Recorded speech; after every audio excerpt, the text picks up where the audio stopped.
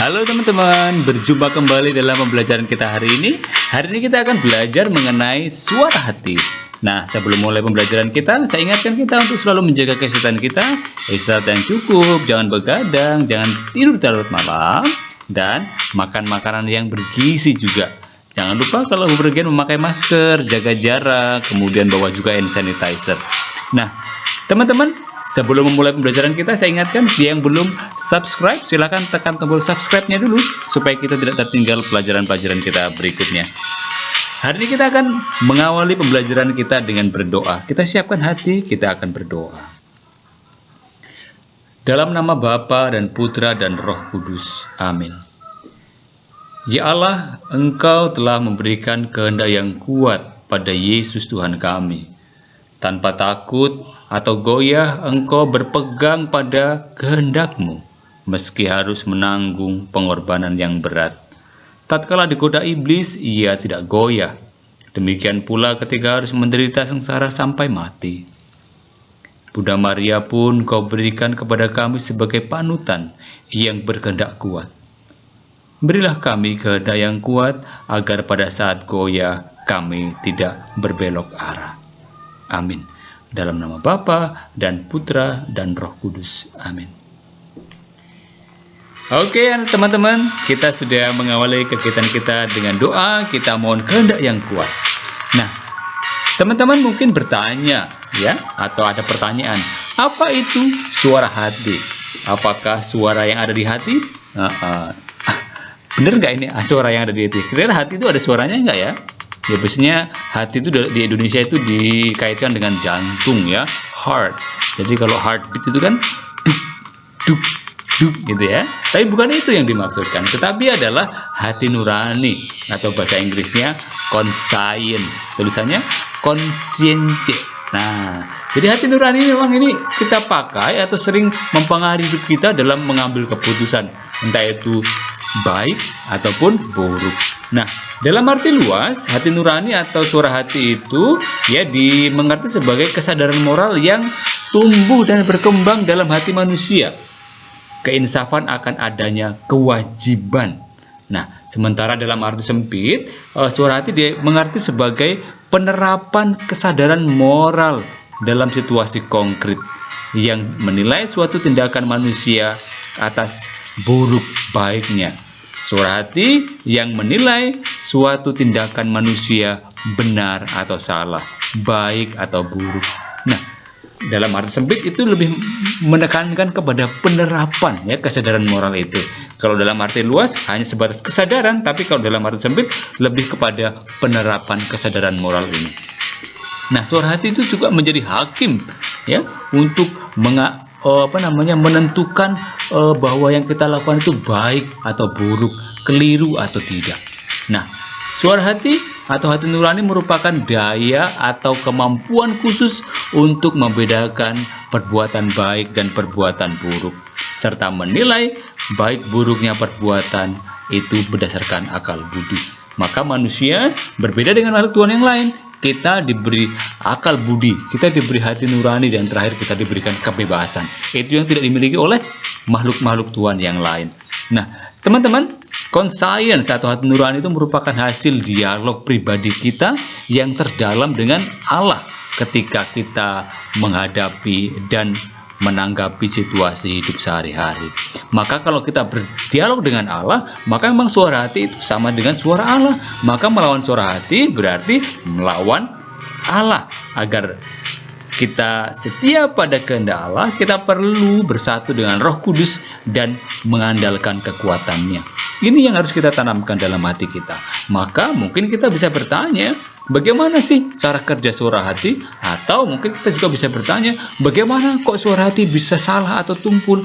Atau bagaimana sih cara membina suara hati agar tetap murni? Nah, kita akan melihat bersama-sama teman-teman. Yang pertama, bagaimana cara kerja suara hati? Ya, begini caranya. Yang pertama, ya sebelum bertindak, suara hati berfungsi sebagai petunjuk atau indeks. Nah, yang mengingatkan pengetahuan kita bahwa ada yang baik dan ada yang buruk. Sesungguhnya kesadaran moral semacam ini sudah dimiliki setiap orang. Ya, jadi sebelum bertindak dia sudah memberikan petunjuk kepada kita. Kemudian yang kedua, pada saat menjelang bertindak, suara hati bertindak sebagai hakim atau iudex yang menyuruh kita melakukan yang baik dan melarang atau menghindari yang jahat. Selama perbuatan belum selesai, suara hati akan tetap bekerja terus, menyuruh melakukan hal yang baik dan melarang atau tidak melarang kita untuk melakukan yang jahat. Ya, jadi itu misalnya saja nanti kalau misalkan mencontek itu perbuatan baik atau tidak. Ya, tentu suara hati akan mengatakan itu perbuatan yang jelek atau tidak baik. Maka ketika kita mau bertindak atau kita sudah melakukan, misalnya nih, ternyata kita jatuh kepada godaan kita mau mencontek. Tetapi lihat ya, pada saat kita mencontek itu kemudian terbesit atau suara hati kita berkata jangan, jangan. Maka kemudian kita tinggalkan kegiatan mencontek itu. Nah, itulah peran suara hati. Kemudian sesudah tindakan selesai dilakukan, misalkan kita sudah selesai mencontek misalnya, dia berfungsi memberikan vonis atau vindex ya, yang menyatakan apakah perbuatan kita tepat atau tidak tepat. Bila yang kita lakukan benar, ia akan memberikan pujian sehingga kita merasakan ketenangan. Tetapi bila kita tidak apabila yang kita lakukan itu jahat atau salah, maka ia akan memberikan hukuman yang membuat kita merasa bersalah dan tidak tenang, merasa dikejar-kejar kesalahan dan sebagainya. Nah, itu yang seperti saya contohkan tadi, saya mencontek, aduh, ternyata ketika kita mencontek suara hati kita kurang bekerja atau kita dikalahkan oleh bisikan-bisikan yang lain.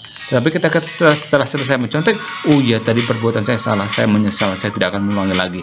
Nah, itu merupakan cara kerja suara hati.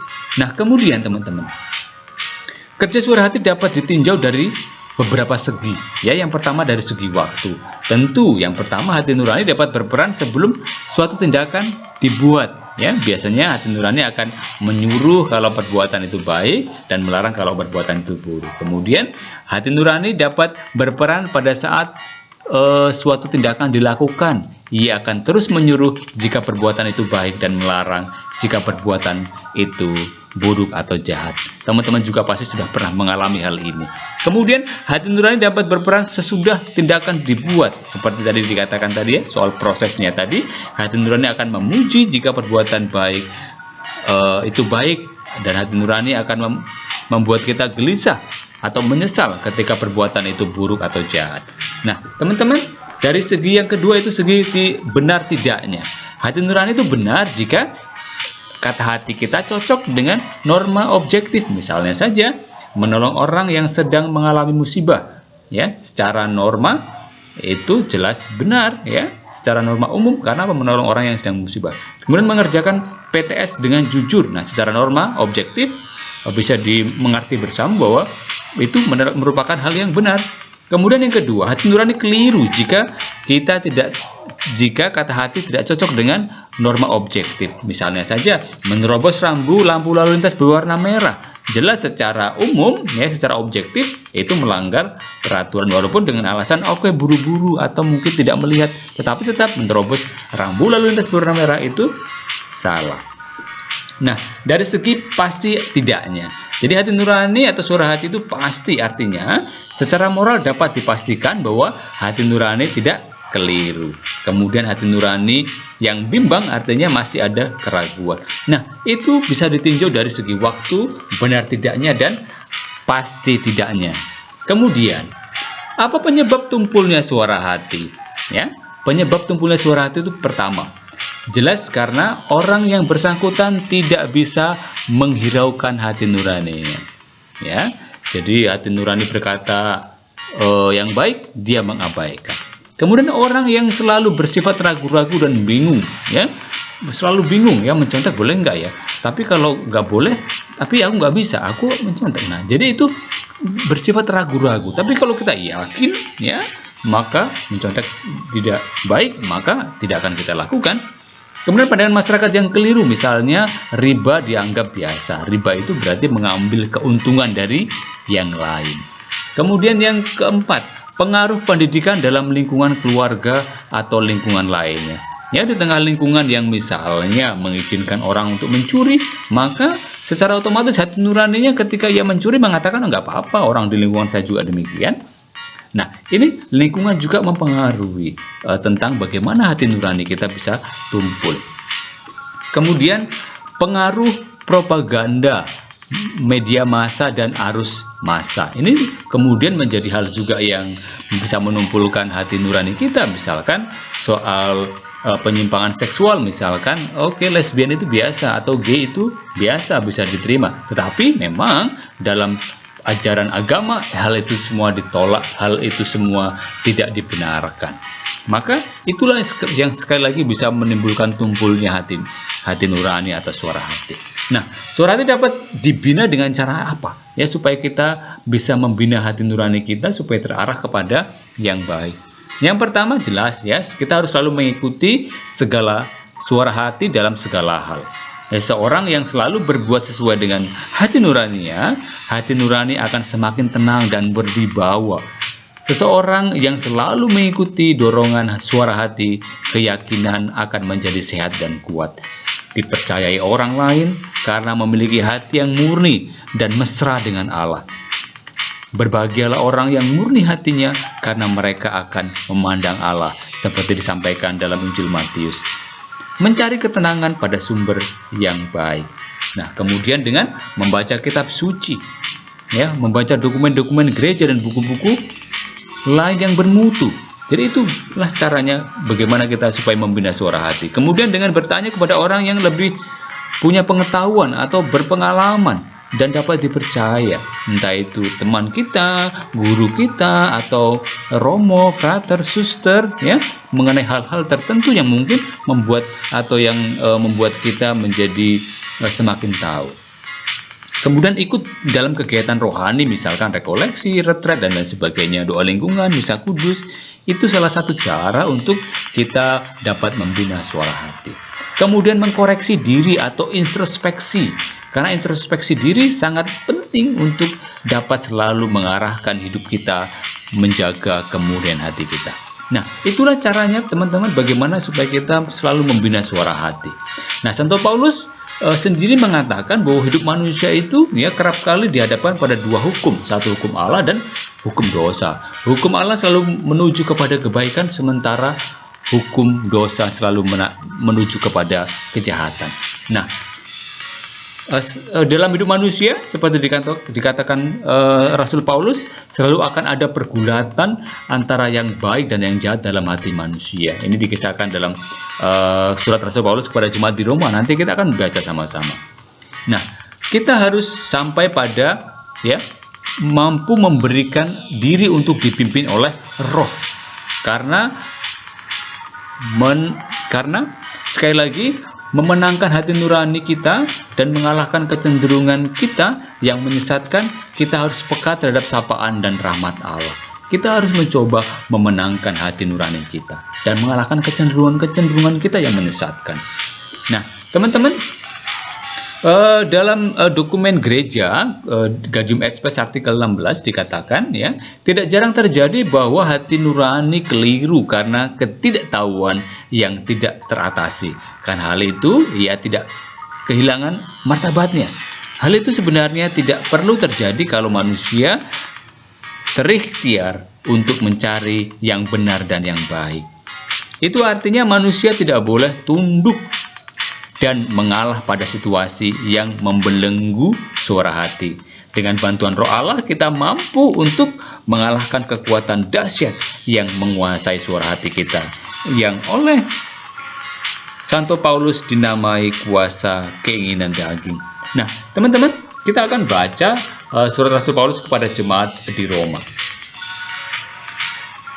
Apabila bangsa-bangsa lain yang tidak memiliki hukum Taurat oleh dorongan diri sendiri melakukan apa yang dituntut hukum Taurat, maka walaupun mereka tidak memiliki hukum Taurat, mereka menjadi hukum Taurat bagi diri mereka sendiri. Sebab dengan itu mereka menunjukkan bahwa isi hukum Taurat ada tertulis di dalam hati mereka, dan suara hati mereka turut bersaksi, dan pikiran mereka saling menuduh atau saling membela.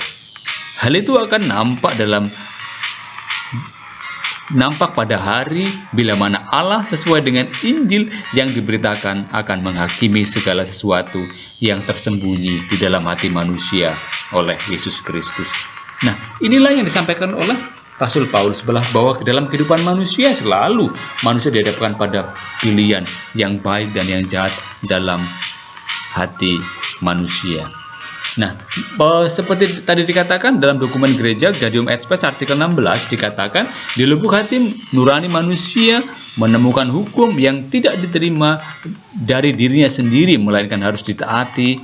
Suara hati itu selalu menyerukan kepadanya untuk mencintai dan melaksanakan apa yang baik dan menghindari apa yang jahat. Bila mana perlu, suara itu menggemakan dalam lubuk hatinya. Jalankan ini, elakkan itu, sebab dalam hatinya manusia menemukan hukum yang ditulis oleh Allah.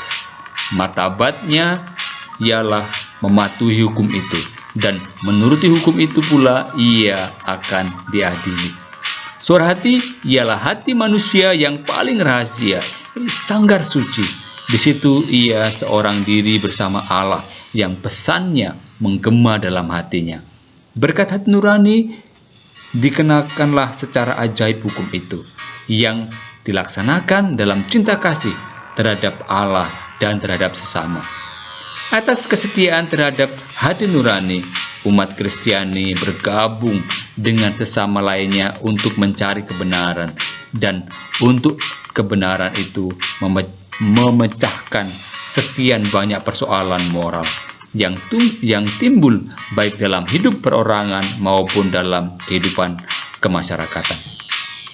Nah, teman-teman, lewat hati nurani yang bersih, setiap orang tampil atau dipanggil untuk bekerja memecahkan persoalan-persoalan dalam masyarakat. Sehingga persoalan-persoalan dalam masyarakat seharusnya dipecahkan pertama-tama melalui dialog yang dilandasi hati nurani.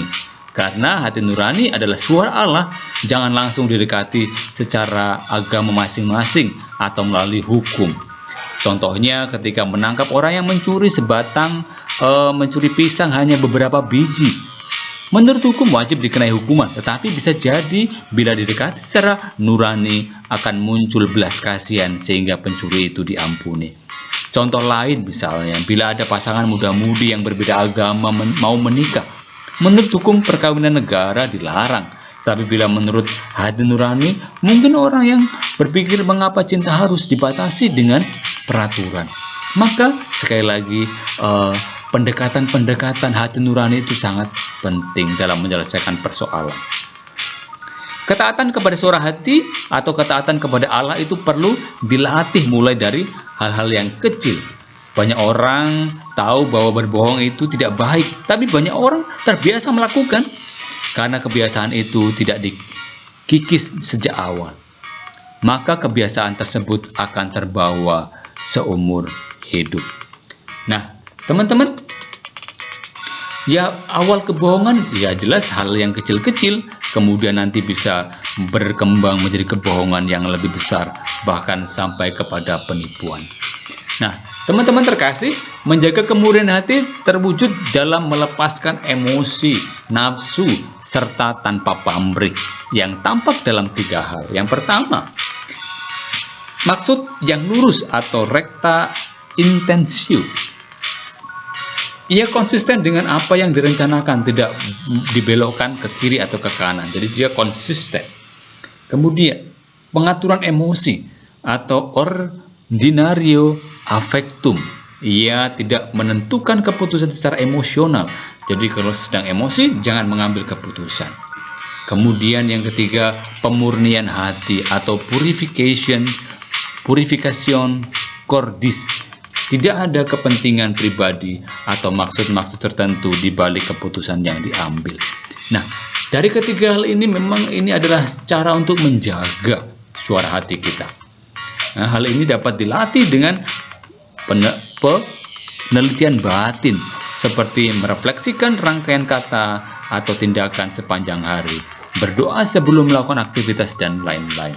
Nah, teman-teman terkasih, demikian pembelajaran kita hari ini tentang suara hati kita. Kita harus belajar dari sejak dini ya, bagaimana untuk melatih suara hati kita seperti yang saya sudah jelaskan tadi. Untuk mengakhiri pembelajaran kita, mari kita akhiri dengan doa. Kita siapkan hati, kita hendak berdoa. Dalam nama Bapa dan Putra dan Roh Kudus, amin. Kita akan menderaskan Mazmur bersama-sama. Tuhan itu Raja, maka bangsa-bangsa gemetar. Ia duduk di atas kerubim, maka bumi goyang. Tuhan itu maha besar di Sion, dan ia tinggi mengatasi segala bangsa. Biarlah mereka menyanyikan syukur bagi nama-Mu yang besar dan dahsyat. Kuduslah ia. Raja yang kuat, yang mencintai hukum, Engkaulah yang menegakkan kebenaran. Hukum dan keadilan di antara keturunan Yakub, Engkaulah yang melakukannya. Tinggallah Tuhan Allah kita, dan sujudlah menyembah kepada tumpuan kakinya. Kuduslah ia. Musa dan Harun di antara imam-imamnya, dan Samuel di antara orang-orang yang menyerukan namanya. Mereka diserukan kepada Tuhan, dan ia menjawab mereka. Dalam tiang awan ia berbicara kepada mereka. Mereka telah berpegang pada peringatan-peringatannya dan ketetapan yang diberikannya kepada mereka. Tuhan Allah kami, Engkau telah menjawab mereka. Engkau Allah yang mengampuni bagi mereka, tetapi yang membalas perbuatan-perbuatan mereka. Tinggikanlah Tuhan Allah kami, Allah kita, dan sujudlah menyembah di hadapan gunungnya yang kudus, sebab kuduslah Tuhan Allah kita. Kemuliaan kepada Bapa dan Putra dan Roh Kudus, seperti pada permulaan, sekarang, selalu, dan sepanjang segala masa. Amin. Dalam nama Bapa dan Putra dan Roh Kudus. Amin. Oke teman-teman, kita sudah mengakhiri pelajaran kita dengan doa. Sebagai penutup pembelajaran kita, saya ingin supaya kita memperdalam pembelajaran kita. Apakah kalian teman-teman sudah mengikuti dengan baik? Ada beberapa pertanyaan yang harus dijawab ya. Yang pertama, jelaskan arti dan makna suara hati. Kemudian yang kedua, tuliskan cerita pengalaman bertindak berdasarkan suara hati. Pengalamanmu ya, bagaimana sih bertindak dengan suara hati itu? Kemudian yang ketiga, jelaskan pandangan gereja tentang suara hati menurut Gaudium et Spes artikel 16. Tadi sudah saya jelaskan juga ya. Nomor 4, jelaskan faktor-faktor yang menyebabkan tumpulnya suara hati. Tadi juga sudah ada.